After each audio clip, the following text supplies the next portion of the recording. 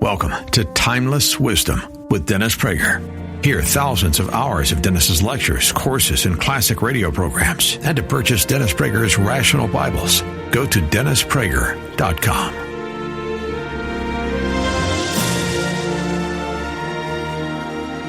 I'm here to tell you something that nobody tells you, or very few people do.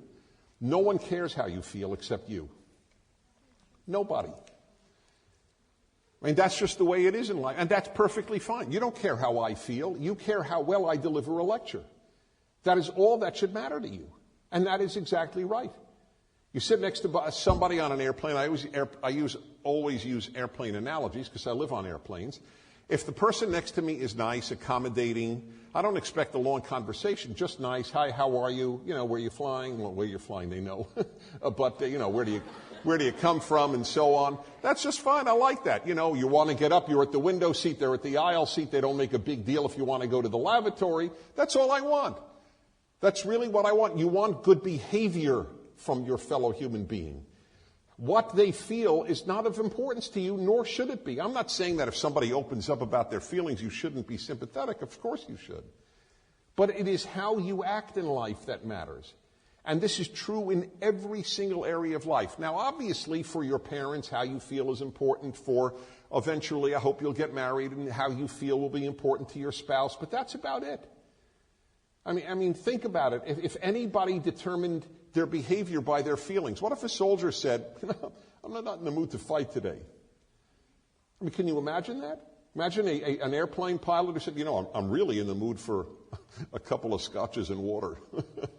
I don't think you'd be very happy. You would say to the pilot, sir, as much as you are in the mood for a scotch and soda, we would appreciate if you would drink it after we landed. Thank you so much. You don't care about the pilot's feelings. You care about the pilot's behavior. I mean, it's endless in this regard. I don't care. I just had surgery. I don't care if my surgeon had self-esteem.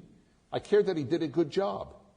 You know that they did a vote among students, high school students of 14 industrialized democracies, obviously including the U.S., high school seniors on math ability. Unfortunately, the American students came in last, but they came in first about how highly they regarded their math ability. Americans were first in self-esteem about math and last in math.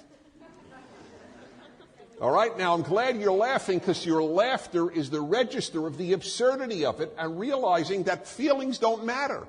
How I feel about my math ability is of no importance. It's my math ability that matters, not my feelings about my math ability. There is no area, and if you differ, and many of you might, because what I'm saying does go against what a lot of you may feel. That's fine. And I differ with people for a living.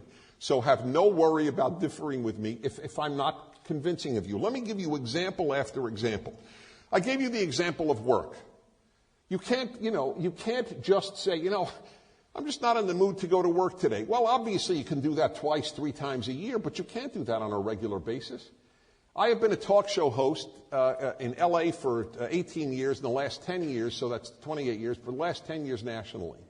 And folks, there are days when I've had problems at home, or I don't feel well, but I can't get on the radio and say, folks, to tell you the truth, I feel crappy today. I'm just going to tell you what a lousy mood I'm in. I would lose my listeners, and rightly so. They don't care about how I'm feeling that day. They care about what I have to say that day. Do I have something worthwhile to keep their interest? Can I hold their interest? That's what matters. It's what matters to anybody who is the recipient of work. If somebody a waiter or waitress is rude to you because they had a tough day at home, I'm sorry. Then they can't hold that job. The job of a waiter or waitress is to be nice to his or her customers. That's exactly the point. Everybody has had a tough day at home. For everybody, at some point, life is difficult. That is a rule of life. Dostoevsky said, to live means to suffer. Well, happily, a lot of you will differ with that, and at your age, you should. I hope that you don't believe that at your age. But there is a lot of suffering in life, and that's part of life. But I can't take that out on you in my work. Anybody's work. Everybody you interrelate with has to relate to you in a decent manner, not dependent upon their feelings. Number two, and the biggest area, or perhaps the biggest, one that I talk about literally around the world and have for 20 years now and wrote my last book on it titled Happiness is a Serious Problem, because it is that happiness, the way you act in terms of happiness, even that should not be dependent upon whether you feel happy or not.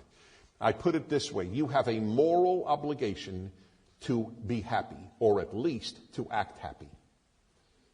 Just as you have a moral obligation to be honest, to have integrity, to have decency, to act kindly to people, you have a moral obligation to act, to be hopefully, but no matter what, act happy. And the examples are, I think, persuasive, because it sounds to you odd. If I don't feel happy, why should I act it? Aren't I being inauthentic? Well, what does that mean to be inauthentic? You're being inauthentic, forgive me, if you don't flatulate in public. That's inauthentic. If you want to be authentic, you know what flatulate is? Okay, just checking. All right. No. It's quite all right. It's a fancy term, and nobody uses it. They say fart. So I fully understand why not. But you're inauthentic if you don't do that. You're inauthentic if you shower every day. You don't have to shower every day for health. We shower every day for others, so that we don't smell bad. We brush our teeth, we gargle with mouthwash, whatever you do to have good breath. We do that for others. If you were alone on a desert island, you wouldn't brush your teeth nearly as often, believe me. It's for others that we do a tremendous amount of things, and I compare bad moods to bad breath. I want you to compare it that way. You're inflicting upon others something they don't deserve to have inflicted on them, whether it's bad breath or bad mood. Think of bad mood as BO, and then you will change your moods. It's a very powerful way of thinking upon it. Now, is it inauthentic to shower and brush your teeth and gargle? Yes, it is. It's quite inauthentic. So whatever that word means, it's odd to me. You're not being inauthentic. You're being caring of others by doing that. It's inauthentic to say thank you every single time someone does something for you. I remember when raising my kids, there's no question the phrase I said the most often was say thank you, say thank you, say thank you. I felt like I was a recording. Say thank you. By about the age of 20, it registers. So for about 20 years, I was saying say thank you, say please, say thank you. You remember it from your own parents. It's not authentic to say thank you. Authentic is to take what is ever given to you and move on. Being nice may not be authentic, whatever that term means. So forget this argument, it's inauthentic. Well, I feel bad, why shouldn't I act bad? It doesn't work like that at all. Now, if you have a close friend, of course you should tell your friend why you're feeling sad. Of course, I'm not saying you suppress it. If you feel bad for a reason, tell someone who loves you and cares about you. Absolutely, I'm all for it. Just don't act in a bad mood. Every one of you, any one of you, raised by a chronically unhappy parent, knows what I'm saying, how true what I'm saying is. It is no blessing to be raised by a chronically unhappy parent, or one who will be in a bad mood regularly. And it is the greatest trouble in a marriage. Most marriages, this is fascinating, it's part of my research, I came up with this, most marriages consist of a moody married to a non-moody. It's a fascinating thing. You would think that the non-moody would want to marry a fellow non-moody, but they don't. Most of the time they marry a moody, which has always led me to at least one conclusion. The moody may be unhappy, but they're not stupid. They never marry one of their own. Never. I have never encountered a moody married to a moody. I'm not saying they don't exist. I'm saying I've never encountered them. It's a moody almost always marry a non-moody. And so it's a fascinating thing, but the non-moody ultimately suffer terribly, and the marriage suffers terribly.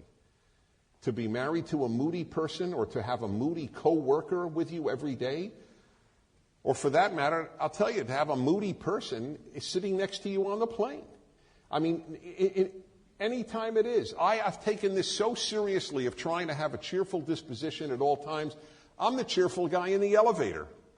I always make conversation in an elevator. Now, 9 out of 10 times, it's very appreciated. I'll make a joke or something. 1 out of 10 times the person doesn't know what to make of it. Why would a stranger talk to me in an elevator? But 90% of the time, people start laughing, they start conversing, they're happy that there's cheer in the elevator. What do most people do in the elevator? Stare at the numbers lighting up. Wow, 5 follows 4. That is unbelievable. What an interesting elevator. I mean, that's basically what it amounts to, right? Isn't everybody staring at the diodes? It's a joke. At every time in life, the joy you bring to others or the misery you bring to others is why you have a moral obligation toward others to act as happy as possible. That is how you affect others. You know, the moody think that the non-moody have it easier. This is the most common way in which moody people defend their moodiness. Well, if you went through what I went through, you'd also walk around moody. Incorrect. The non-moody have just as much suffering as the moody, not one bit less. But either by temperament or choice, they have fought their circumstances or their feelings, and they have decided to be a pleasant presence in everybody's life. I have an hour on my show. I have 15 hours of radio each week, 3 hours live each day, so that's 15. 1 each week, no matter what happens in the world, even after 9/11. I had my, what I call the happiness hour, Friday, second hour of my show. It is, I suspect, the most popular hour of my program, where people's lives literally have been changed. I have thousands upon thousands of emails of how that show has changed their lives, and it's especially on this issue. And I'll never forget the woman who called me who lost 2 adult children, one in a car crash and one to cancer, in their 20s. And you should have heard the cheerful disposition she conveyed. And she said to me, Dennis, I had a choice. I could either let myself decline and become a moody, unhappy, self-centered human, or I could go on and bring some cheer into people's lives when I met them, despite the horrible things that have happened to me in life. Everything, and I want you to understand this, what I am telling you today is the happiest message I could bring to you. You can choose to be the master of your life. Controlling feelings means I, not my feelings, control me. Then you are the master of your life. You have a choice. Do your hormones run you? Do your feelings run you? Do your moods run you? Or does your mind run you? That is your choice every day, every minute. This needs to be told to you now. Because if you don't learn it at 15, 16, 17, 18, 19, 20, you'll learn it at 30 the hard way, or 40 the hard way, or never learn it. And you will have a miserable life, and you will have very few people in your life, because one thing you probably know even now is that those with the happiest dispositions bring more people into their lives than the chronically unhappy and the chronically moody. Everybody, including the moody, want to be around happy people. Everybody. You want to attract people, same sex, opposite sex, to you? The single best way is to have a cheerful personality. You are the winner of the winners. I don't mean walking around giggling all day or with a false smile. You all know what a cheerful disposition is, where people want to be around you and leave a little happier than they walked in, versus having spent the last 2 hours with you and are frankly a little miserable as a result of having spent those 2 hours with you. And you're smart enough to know what the difference is. So that's your choice. That's why this is so critical. There are 30, 50 things I could have talked to you about. I have over 200 lectures on CD on 200 different subjects.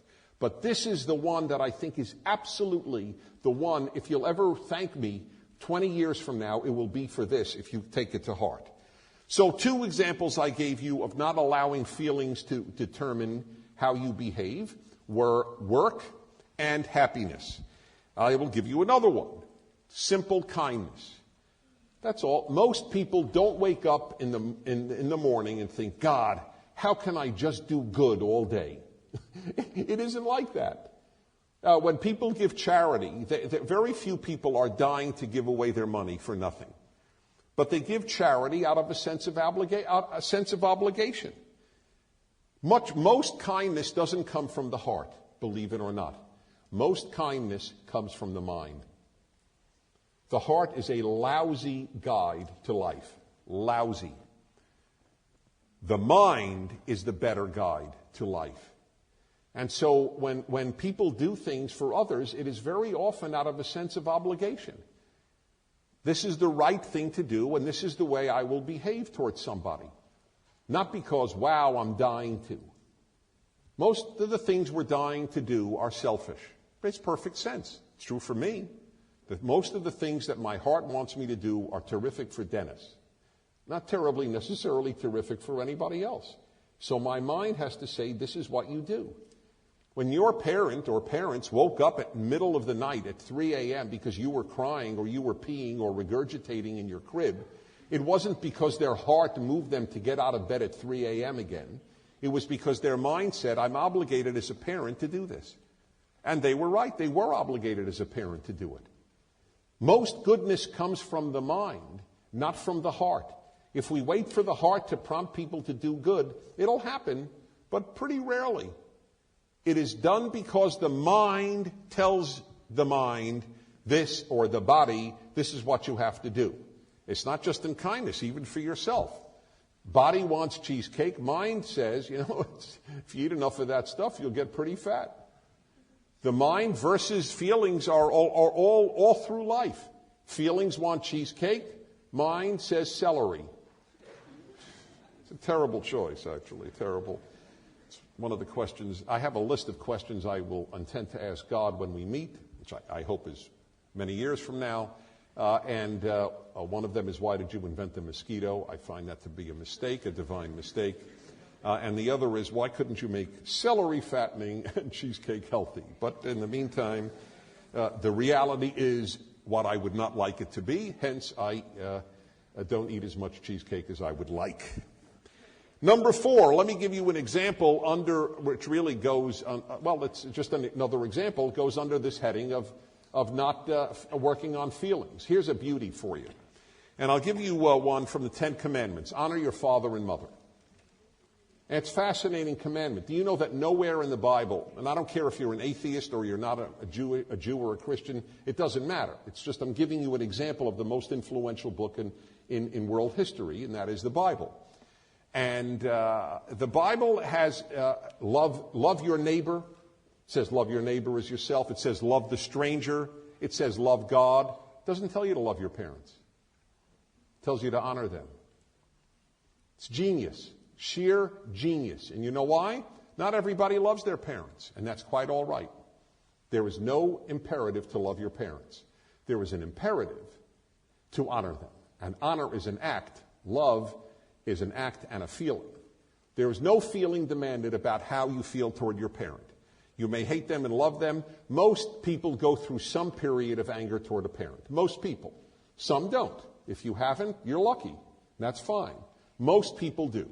At least one parent, sometimes 2, sometimes 3, sometimes 4, sometimes 5. You get the joke? That a lot of, I'm kidding around. But a lot of people, no, I'm not. I'm kidding around about a reality because of the number of divorce and step families, which is including my own. So I'm laughing about my own as well. There may be a number of parent figures in your lives. The point is, though, that the injunction in the 10 Commandments is to honor your father and mother, not to love them. Whether you love them or not, you have to honor them. Now, if your parent kept you in a refrigerator to freeze to death and then scalded you with boiling water, okay, don't ask me that question during the Q&A period. Okay, there is a level of evil that a parent can inflict on a child or do in life that I understand they have in effect lost the right toward being honored. But in the vast majority of cases, including very flawed parents, you still owe them the honor. And I'll give you an example of owing the honor. There have been presidents that I didn't like at all and didn't respect at all. And I won't say the name, but in my work where I meet very prominent people, one of these presidents was in my radio studio. He was being interviewed by the talk show host before me. And I couldn't stand this ex-president. Couldn't stand him. And when he came in, I stood up. Because I believe you honor the President of the United States or even the ex-President of the United States because you're honoring their title, not necessarily the person. You honor the title father, you honor the title mother. Whether they've been great or not great, that is what is important. And that's what it says. That's a perfect example of not acting on your feelings. I'll give you a perfect example, a really perfect example of how I look at this. There is I believe, an epidemic no one talks about. An epidemic in our society of adult children. I mean children in their 20s, 30s, 40s, who do not speak to a parent. They have chosen to act as if they and the parent are dead. They do not ever contact the parent. In the vast majority of cases, I think that is immoral. The parent may be awful, may be whatever the parent may be, so you figure out how to work that out. If necessary, move to Alaska. I'm not kidding. Move away. It doesn't say in the Ten Commandments, thou shalt live in thine parents' city. Okay? That's not, it just says honor your father and mother. And the most dishonoring thing you can do is act like they don't live. So here is a very interesting test that I would like to see done by some sociologists. I would like to get 1,000 adults, people your age and older, who do not speak to a parent. I don't mean for a week. I think that's wrong, but I'm not talking about a week. I'm talking about a year or more, let's say, who do not speak to a parent, who've chosen not to. And I would like to see of those 1,000, how many believe in the Ten Commandments, that they are binding in their lives, and how many do not. And I just suspect, I have no proof, that those who do believe that there is a divine imperative in the Ten Commandments are more likely to speak to a parent they are angry at than secular kids are to speak to a parent that they're angry at. I cannot prove this, but it is my suspicion. And you have to do what you have to do. Men have their obligations too, but in this arena, it is a much happier woman and happier man, and therefore happier marriage, who is not guided solely by her feelings, even in the most intimate arena of life, which is sex. This gives you an idea of how much we have to battle our feelings. As just he has to battle his feelings. Because a man battles, I'm sorry to tell you, it's just this is part of why I want you to see that video. It's free. Go to prageruniversity.com. And every male, gay or straight, and gay men are the proof that it's not socially induced. It's natural to men. They are variety-oriented. The most happily married man in the world is variety-oriented. That's just a fact. And if he stays faithful, and he should, he's a good man. And if he has confined and delimited his powerful sexual urge for variety just to confine it to you, why do men fear commitment? This is the biggest reason. I'll never be able to touch another woman till I die. Men want to die when they hear that. I mean, that's why they have, they go to, and I'm not for it, but they have bachelor parties at strip joints the night before their wedding. It's not a brilliant idea, but the whole thinking behind it is, well, I got to get my last chance in here for variety. That's what it says. That's what the statement is. Very few women go to a male strip club the night before their wedding. Oh man, I won't be able to have another man like this. I better really jazz it up the night before. All right, that's the reality, my friends. And here is the irony, and with this I conclude. If you master your feelings, you will feel better. That's the ultimate irony. I promise you better feelings, more happiness, more joy, more friends, more love. As soon as you realize how every day, just about every minute, you're involved in mastering your feelings. Thank you very, very much. Thank you. Thank you. Thank you.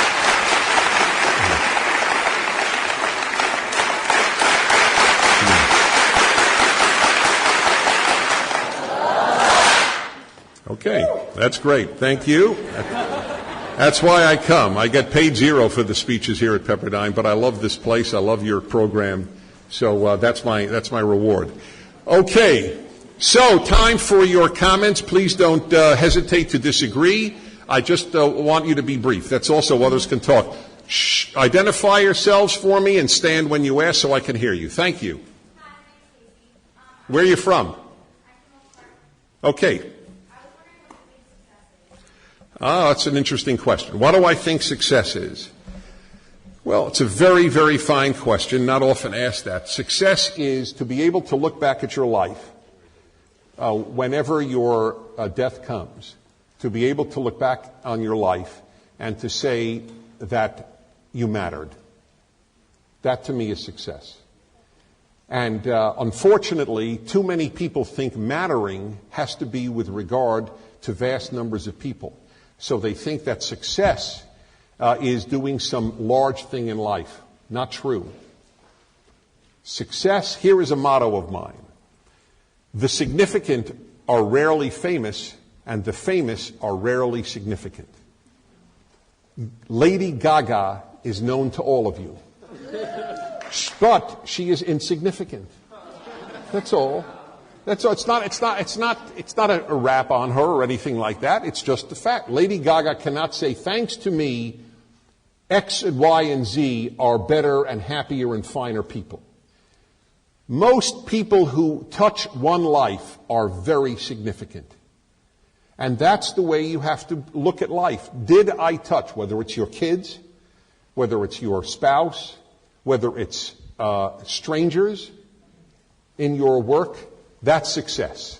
I mattered. That's it. That's what people really, in the final analysis, you think you want to be famous. Very many of you want to be famous. Many of you want to be rich. That's fine. If you want to be either, it's your business.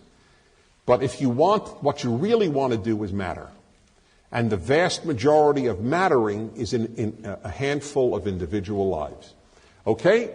Next, please. Anybody? Yes, please. Would you stand? Thank you. My name is Emma. I'm from Pacific Palisades. Mm-hmm. Do you think that, from my point of view, I feel like I'm empathetic towards situations or people.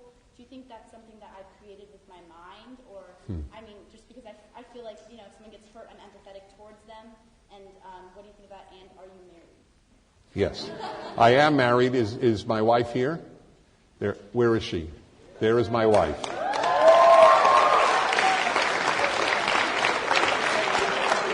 See, that's proof. I could say I'm married but really not be, but,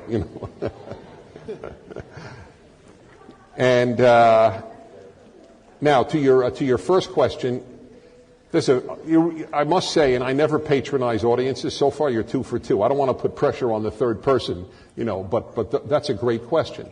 The truth is, some people are born more empathic than others. That's the truth. Some people have a bigger battle with bad instincts than others. I admit it. I was never drawn to robbing a bank. I admit it. There was no part of me. I didn't cheat on high school tests. I don't take any credit for it.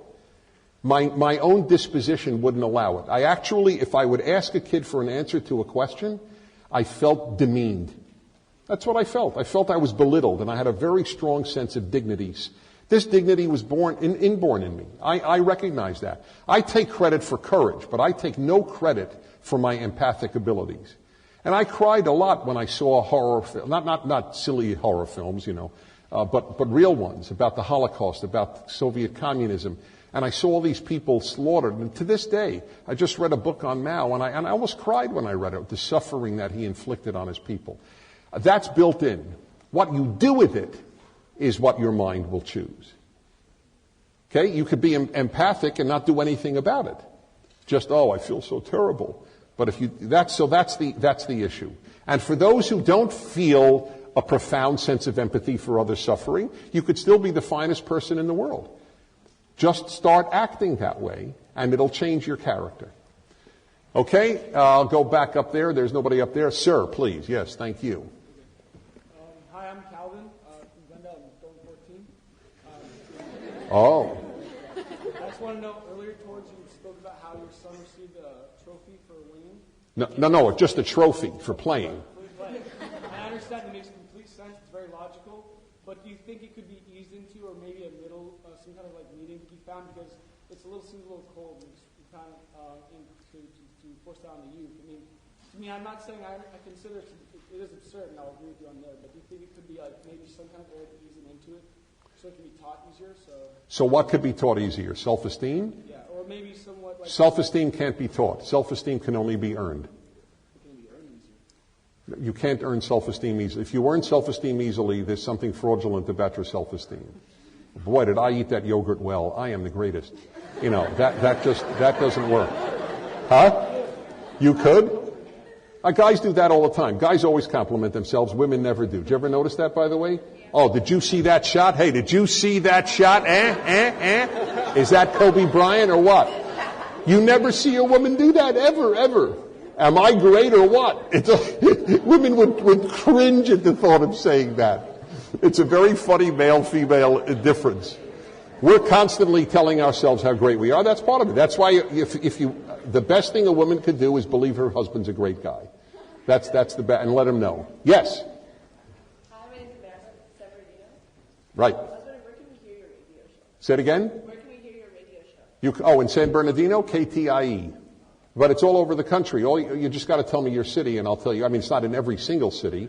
And if not, you can hear it on the internet. Just go to DennisPrager.com, and you'll usually be able to hear it. They'll tell you where to hear it. And if you are really into it, for $6 a month, which is not heavy duty, that's less than pizza, you can get the show anytime you want, download it without commercials. And I think you'd have a great time with it. Let me just try different sections. And yes, please, yes. My name is Olivia. I'm from Pasadena. And my question is, you were talking about moody people sort of being toxic, That's right. That's what I said. 2 hours with a moody person, and you'll end up being miserable afterwards. So, as a cheerful Right. how do you sort of come up on top from that and remain cheerful from that type of? The truth is, it's very hard to remain. Did you all hear her question? If you're a cheerful type and you just spent two hours with a moody person, how do you get out of it? After a really good shower, you might want to reconsider, why am I spending this amount of time with a chronically moody person? This person, unfortunately, is toxic. The greatest favor you could do to that person is tell them. Now, I admit that it may end a friendship, but why you would want to be friends with somebody who's chronically moody is a question you'll have to answer. You will do them the greatest favor by telling them you're chasing away a dear friend because of the way you act. You're chasing me away. And then they'll give you every line in the world, but I have to be authentic with you. And then you'll have the authentic answer, okay? And now, if it's your mother or your father, no, that may well be. What you try to do is, I'll tell you what my father did. My father had a moody mother. May she rest in peace. Unless she's driving God nuts. That is possible. I don't know. But in any event, my father would call my mother. He was a very good son. And through his adulthood, his mother died, I guess he was in his 50s. And through the end, I remember when I was a child living at home, I would see this. It was amazing. He'd call his mother every day, every night, from the kitchen table. It wasn't cell phone days, regular phone. And she would start yelling at him. It was as simple as that. He'd call up, and she'd start yelling at him. So he'd put the phone on the table. I'd hear the yelling. And then he'd pick up, and every 30, 45 seconds, he'd go, yeah, ma, and then put it back down. So that's the way he, would not get toxified, if you will, if I'm making up a new word, and yet obey the commandment of honoring the parent. So, but otherwise, by and large, there is no reason for you to choose to have such people in your lives. That's unfortunately the answer. Yes, sir.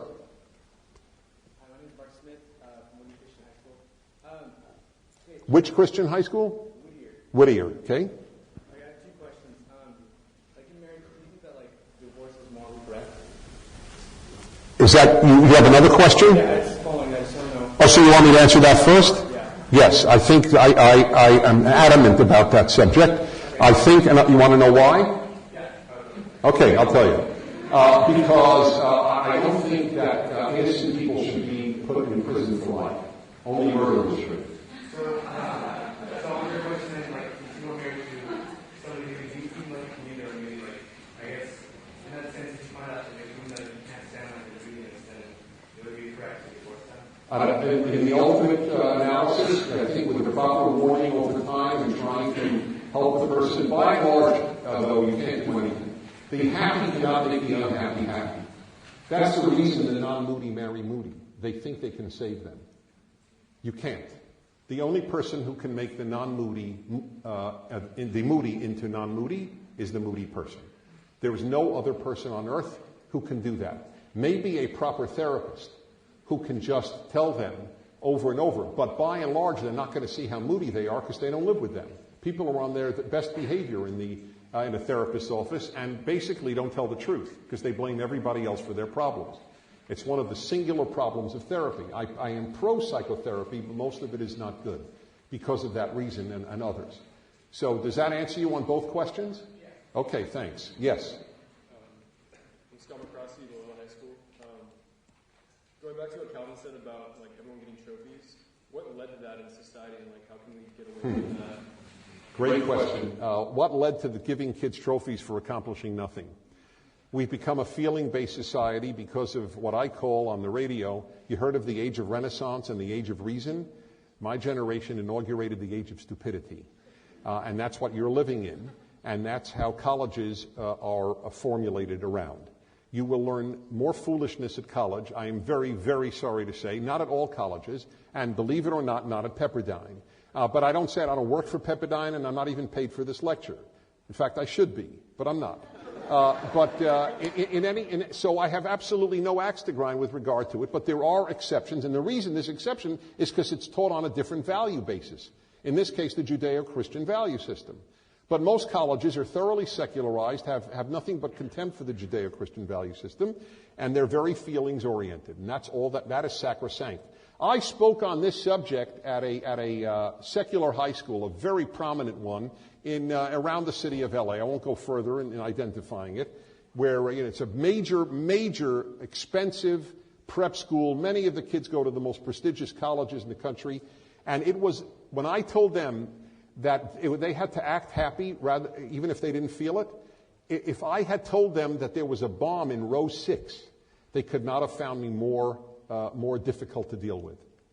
Teachers started arguing with me. One teacher told me how we would have no great art if it weren't for unhappy artists, which is baloney. It's just a myth. It's a sheer myth. Not to mention the fact that nobody wanted to live with any of these unhappy artists. They invariably lived alone because they chased decent people from their lives. But it's not true. Bach was not unhappy. He was the greatest composer who ever lived. And Haydn was not unhappy. And Beethoven was moody and difficult and so on. And he was a mixed bag. But so what? Believe me, Beethoven would have traded in to be happier. I still believe he would have written his 9 symphonies. I don't think it was dependent upon being moody to write his symphonies. In fact, Schumann, I know music rather well. I conduct orchestras, as you heard, and I've studied it a lot. The great composer Robert Schumann, at the end of his life, did in fact become utterly depressed, and the music from that age is not listened to. We just don't, it's junk. The best music he wrote was when he was in his most stable period emotionally. Yes? My name is Terry. I'm from Arcadia. And you have spoken about honoring titles, and I ask you, how do you suggest that we debate figures of authority without disrespecting them? You mean like me? Okay, in general. Okay. Especially if they're not treating you with any respect and with respect. Okay, I'm glad you asked that. Okay, go on. If you're not finished, go on. You also said that Pepperdine one of the colleges is not performance. Can you some other ones?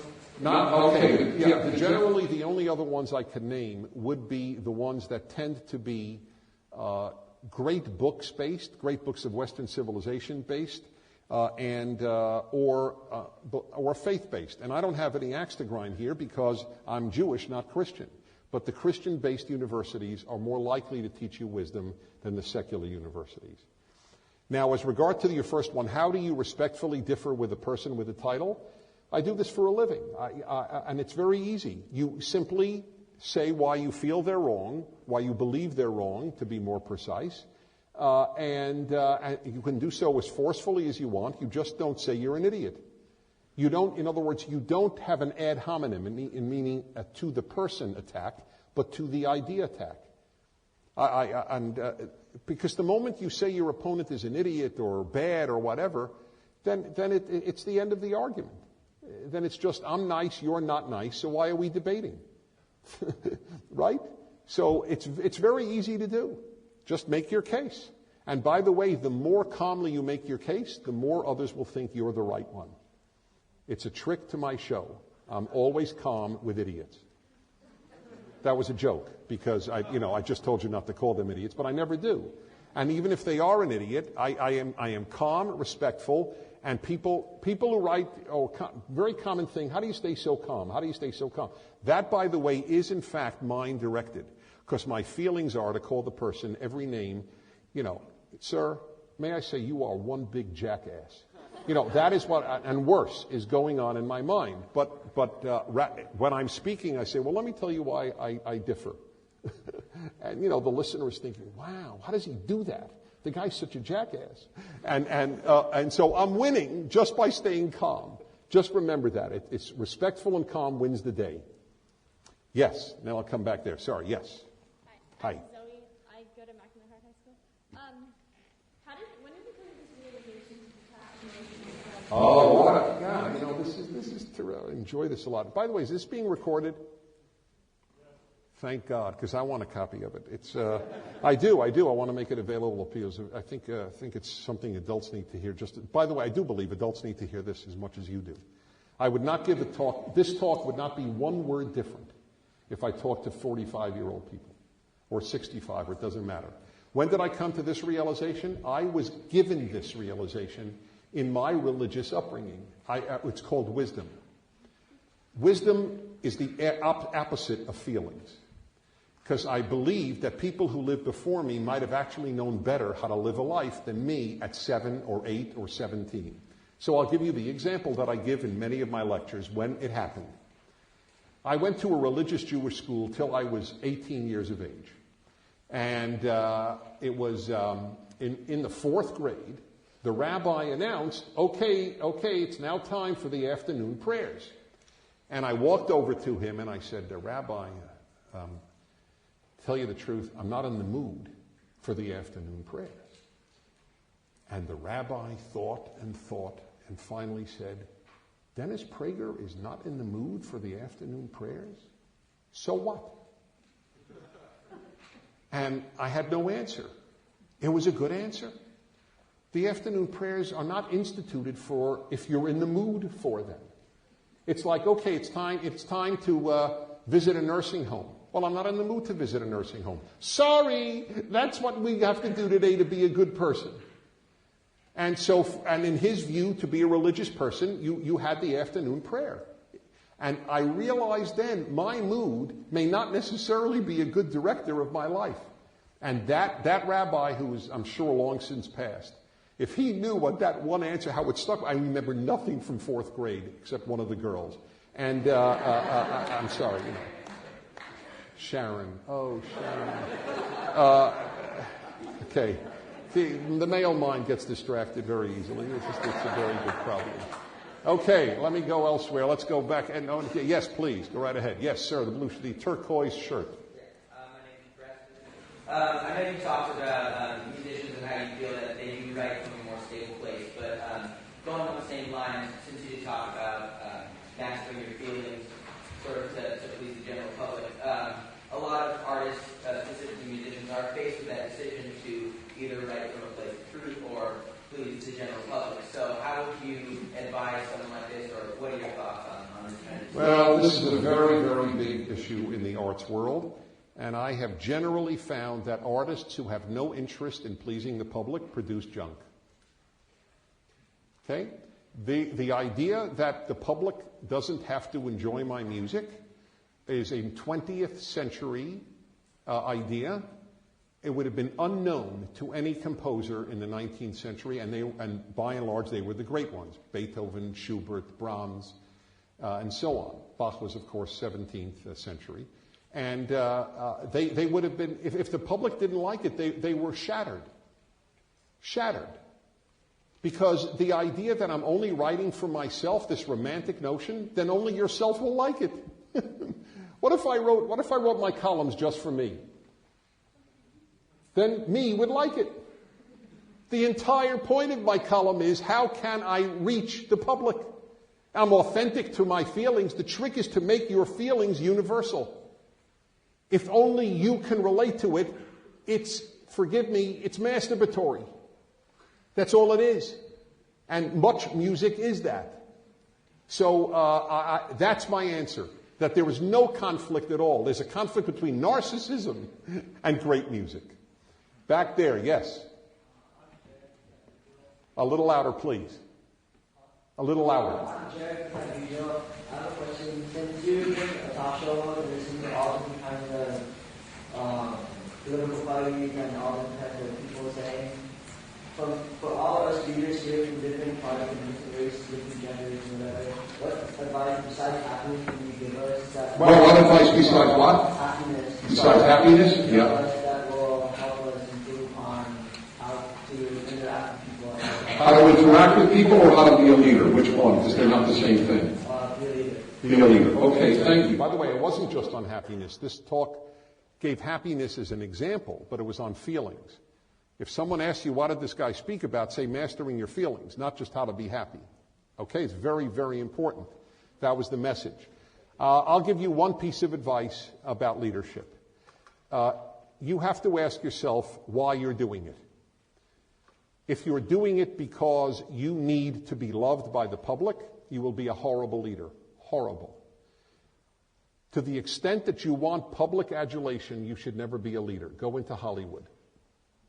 Actors have public adulation up the kazoo, that's fine. You want your name in lights? Go into Hollywood. You want to do good? Don't care if you're loved. That's the way it works. That's my one word for you. Do what is right and not what will make you loved, because you're not going to be loved anyway as a leader. That's what a parent, by the way, that's parents' advice. You know what I tell parents? Look, they're going to hate you anyway. You might as well do the right thing. Parents love that line. There's a lot more laughter when 40-year-olds hear this than when you hear this. And when you're a parent, you'll understand how true it is. Most of the time, what you will have to do to raise a good kid is going to be something that the kid will resent you for. Okay? That's just the way it is. Okay, one more. You want to pick the person, or should I? Okay, right here. Hello, right here.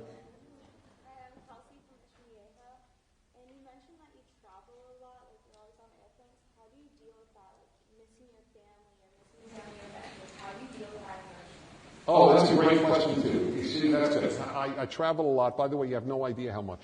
All 50 states, 9 of 10 Canada's provinces, and 98 countries. That's a lot of travel. Next year, God willing, I will hit my 99th and 100th when I go to Cambodia. And what was the 100th? Vietnam, that's right, yes. And the ones that are left are pretty esoteric. You know, like Togo, I haven't been there. You know, Congo.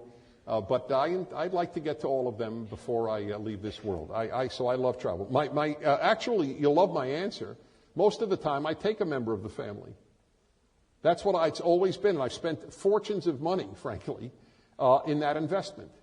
So that my kids have traveled an incredible amount. And now that they're grown up, I go with my wife, I would say 80% of the time, everywhere we go. We were just in New York. We were just in Toronto. And I can't stand traveling without her. And that comes from my money. That's the answer. You don't leave your family, you take them with you. Thank you. You're wonderful. Thank you so much. Thank you. Okay. Thank you very much. Thank you.